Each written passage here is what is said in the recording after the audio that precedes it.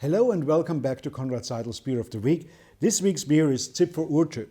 It's a beer from a brewery in Zipf, Upper Austria, which is right in the center of Upper Austria. It's a very large brewery, belongs to Heineken, and the beer they're brewing is brewed to a quite traditional recipe if you call 55 years as a tradition. It started when the brewery had their 100th birthday in 1958, and then they tried to develop a new beer that should be golden, straw to golden in color, and should have a distinct hop bitterness and a nice hop aroma.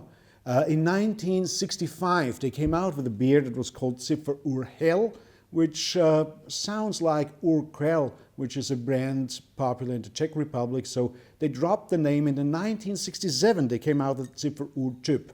So Zipfer Urtyp has been around for more than 45 years now in this form and under this name. And you can see it pours a nice straw color, has a beautiful white head.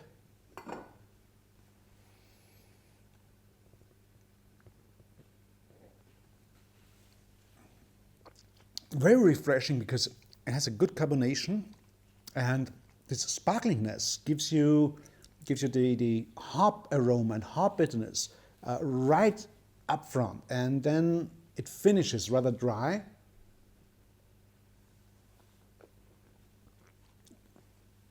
It makes it very good as a maybe the best food with it. If you want to pair it, would be some with chicken.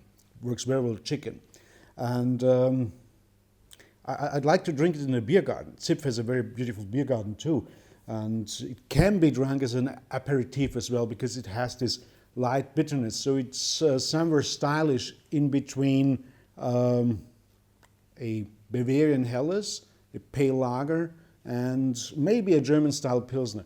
It's not that distinctively bitter, but it has a good hop aroma because they use whole hops. So it's the whole hops that give it the nice bitterness, and it also has something like 10% of rice on the grain bill, which gives it its crispness. So this is a very modern beer, but it has been around for almost 50 something years, and it's good to see that big brewers still have quite traditional recipes with interesting beers, and I hope to see you next week when we have a beer from a very small brewer just to compare it. Cheers.